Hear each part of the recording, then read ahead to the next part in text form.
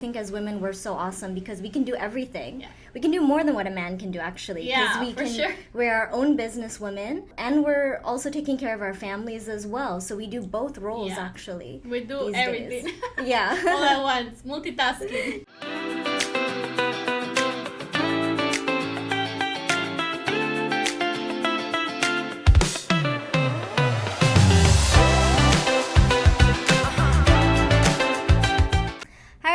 Welcome back to another episode of Glam Gossip by LLBA Podcast. I'm your host, Puja from LLBA. And for those of you who don't know, we are a Canadian lash and beauty supply company. And our goal is to help you thrive and flourish in the beauty industry. Today we have a very lovely topic. We're going to be discussing women's empowerment in the beauty industry because we are celebrating Mother's Day for the month of May. So we wanted to bring you guys some content that's all about women empowerment, women's well-being, especially in the beauty world. So we're welcoming back one of our lovely guests today. You might know her if you watch our social media. She is our LLBA Master Trainer, Natalia. Hi, Puja. How are you? Hi, good. Welcome back. Thank you. Thank you for joining us. Yes. So Natalia, we work very closely with Natalia for social media, and as I said, she's our master trainer. So she's a businesswoman. She has her own lash business, and she works with LLBA too. So we wanted to bring Natalia on today because she's a very successful woman. That's why you're like the perfect embodiment of like a lash babe, and you are a family woman as well. So. We're very welcoming, very happy to have you back. And I guess we'll just jump right into it. So first question, Natalia, what do you love most about the lash industry? What can I say? I love that it gives me that freedom and allows me to help other people grow. And when I see the happy faces when people are like when I do somebody's lashes or somebody's eyebrows, or I help them to feel like that self-esteem goes up and they're happy. That's to me is that's what makes me be in this industry. And what does female empowerment mean to you as a mom, as a business owner? It kind of is. That topic is a little bit bigger just because I feel like it involves a lot of things. It involves as a businesswoman, I feel that I have so much things that I can do, that I can accomplish. And when I have a good team of people behind me, or when I have somebody that is looking forward to what I do, it helped me feel I have to do better because these people are counting on me. As a mom, I always want to be an example for them because, I want to feel them. I want to teach them that women can do so much. We're in this area where we can, we can do so many things in our life. And I think teaching my kids that a woman can make the same money as a man and they can be in the same environment as men used to be before, for me that's very rewarding. I agree with that actually. I think what women empowerment means to me is I think as women we're so awesome because we can do everything. Yeah. We can do more than what a man can do actually. Yeah, for sure. We're our own business women. And we're also taking care of our families as well. So we do both roles actually. We do everything. Yeah. All at once, multitasking. Yes. And actually, on that note, how do you find balance, work-life balance, between being a busy mom, having your own business, working with LLBA, and then also balancing that time with your family, with your relationships? How do you do it all? Well, I kind of divide it into things. I set priorities, I create schedules, I delegate tasks, and I always kind of practice self-care and do boundaries. When you have all those things align and you're very aware of which one is which, you're able to do many things at the same time. So I always in terms of my business, I always kind of schedule myself in a way that I'm not interrupting with my kids' life, also with my love life or my life as a woman. And when I'm in my work, I always try to do the same thing. I try to be concentrated at work, and I don't let interfere my personal life or my my things with the work. If I have a bad day, you will never see me upset at work because I try to like, this is work. My things at home is stay at home, and my things at work is stay at work. Yeah, that's such a healthy attitude to have. Yeah, so I always try to have a schedule. I always try to talk to my kids. Like, they're very understanding. And I'm kind of lucky about the way I have my kids because I only have them every other week because I'm divorced and I have 3 kids. So they only stay with me one week at a time. So 1 week with me, 1 week with dad. So the week that I'm with them, like, I try to be as much at home. I try to like schedule myself a little bit less, try to not to get at home so late. And the week that I don't have my kids, I work like a busy bee. Yeah, so I work like even Saturdays, Sundays, now that we're doing all the trainings and all these projects that are rolling on. So I try to always keep up with that. Yeah, I think that we could make a whole separate podcast topic just on that topic alone of setting boundaries, especially with clients, lash clients. Sometimes it can be difficult to set boundaries with them when they're like, oh, can you just squeeze me in for 1 hour? And, they don't understand that it's like you have a million things doing. And like, I think when you're starting as a lash artist, it's kind of like you try to accommodate to them, but at the end of the day you shouldn't be just accommodating to them. They should be accommodating to you, like to your schedule and to your life. Right. I think we as women, we never like from like an early age, we never put ourselves first, right? But never. Eventually you have to like learn to like put yourself first. Like a stop and like this line, nobody's crossing it. And if you don't let nobody cross it, like let's say in love, kids, and work, you set boundaries and set lines and you don't cross them, believe me, you're gonna be very successful in life. Yeah. And going back to women who are starting off in the lash industry, or I shouldn't say women, anyone who's like starting off in the lash industry, what are some misconceptions you think people have about we can talk about women. Women in the lash industry. What are some misconceptions that people have? I will say that maybe like, you faced yourself, if you're comfortable to share. I would think that like when you say to somebody, I'm a lash artist, and when you say, what do you do? You do lashes. They only think that your job is to put lashes. Like you only have to do lashes and that's it. And your basic job is to do some lashes and make them like. That's all you do in the whole day, but they don't know that you have to do accounting, you have to do marketing, you have to do cleaning, you have to make sure like everything is in top. So you're not only a lash artist, you're like a businesswoman in the lash artist industry. Yeah, I think lash artists wear so many hats throughout the day. You're like, as you said, I think you said you're the lash artist, you're the cleaner, you're the therapist, you're the business person, you're the accountant, everything. You're social media. Yeah, everything. It goes on. Like the list goes on and on. Yeah. And what are some obstacles that you faced as a female entrepreneur, if any? Like, because, I don't know if you've ever, like, encountered some men who maybe they don't take you seriously as a woman business owner. I don't know if you've ever had that experience. Do you want to share? I mean, yeah, like, like, they same. Like, they think, like, let's say, as in lash industry, we only think, like, women are, like, lash artists. It's no men. And it's not. Like, I have seen more men and men doing lashes. And it's so nice because they're being, like, they see the value on what we're doing, right? Maybe something that I encounter as a entrepreneur is that, like, because you're a woman, banks do tend to, like, give you less,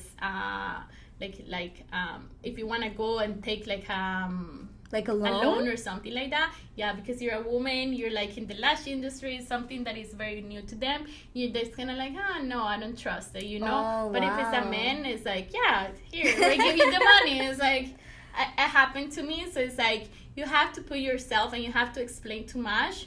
But I guess like the good thing is like we advance in the industry more and more and more, and this industry is getting more stronger every day. So that's a good thing. Like it gives power to the women that are in the industry.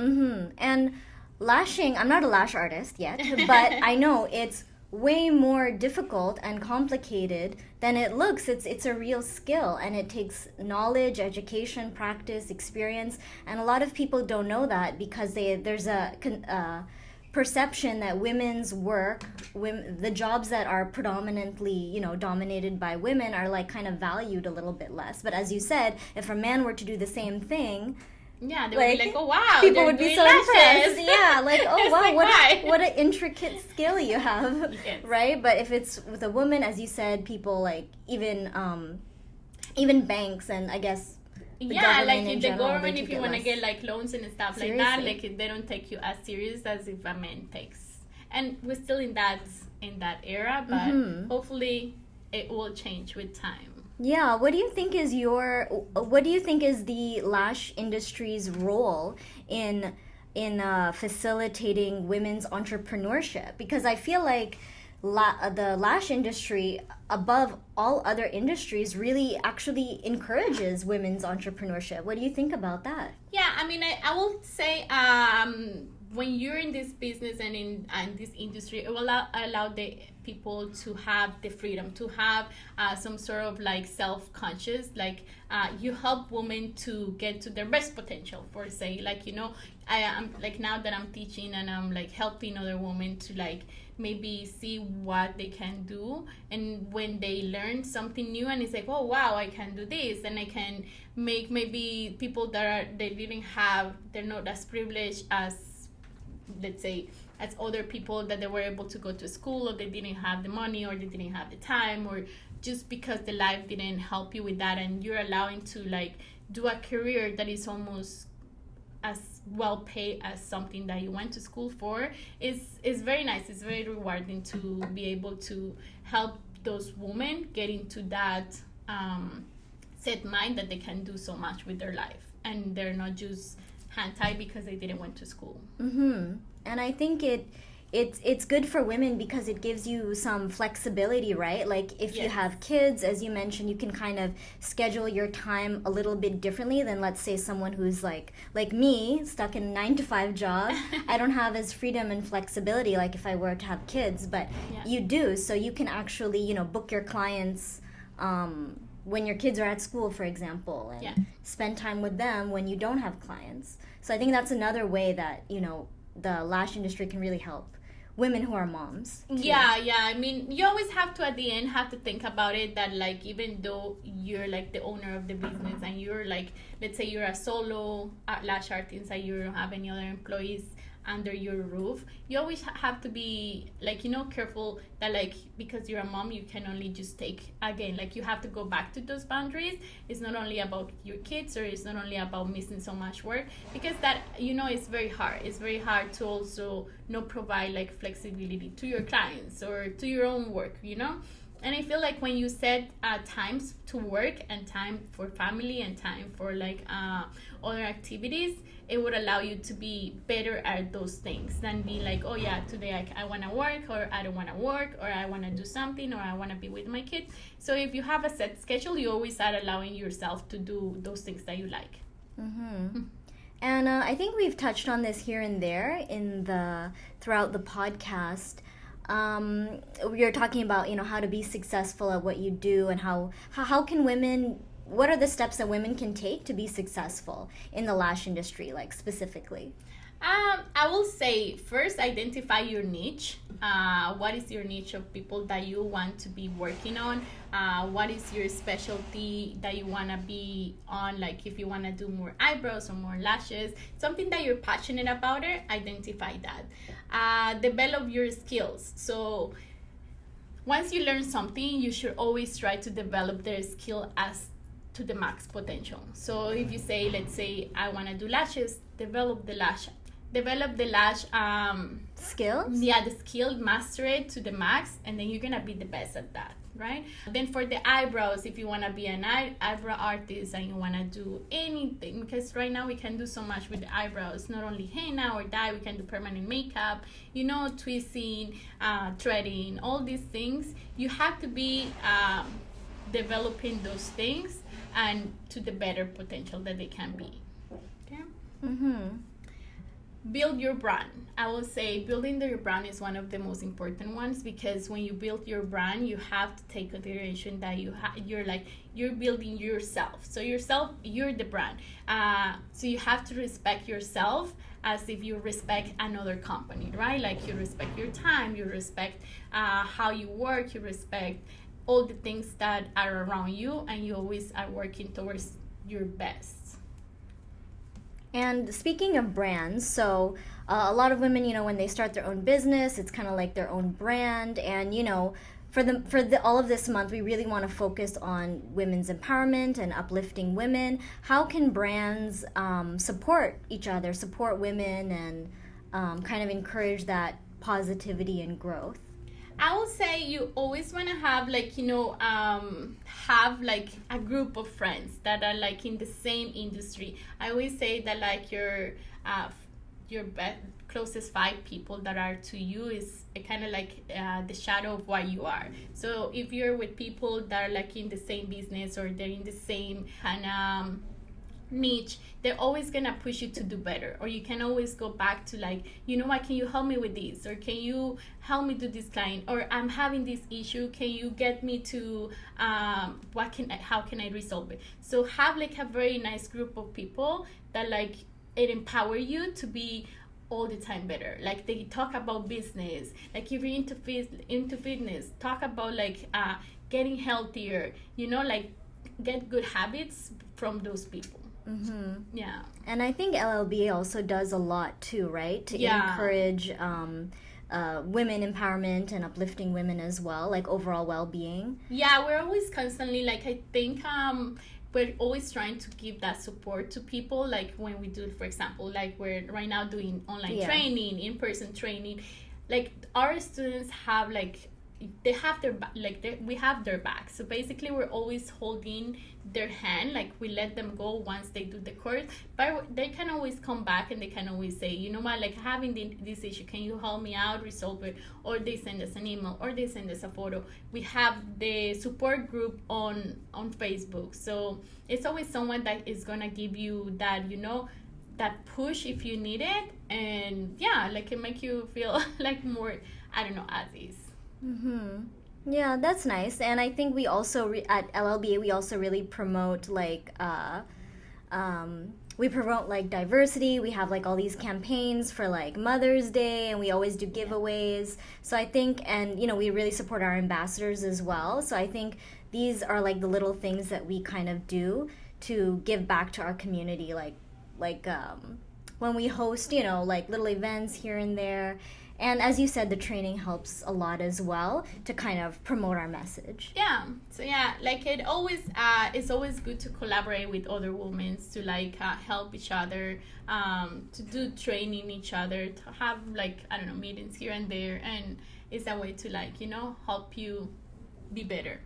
And are there any messages you want to give, like any kind of special Mother's Day message maybe to like the moms out there who are like really busy and, maybe they're wanting to make another income, or even if it's not about money, you just want to have your own career? What would you say to them, to the women who are trying to pursue their dreams, basically?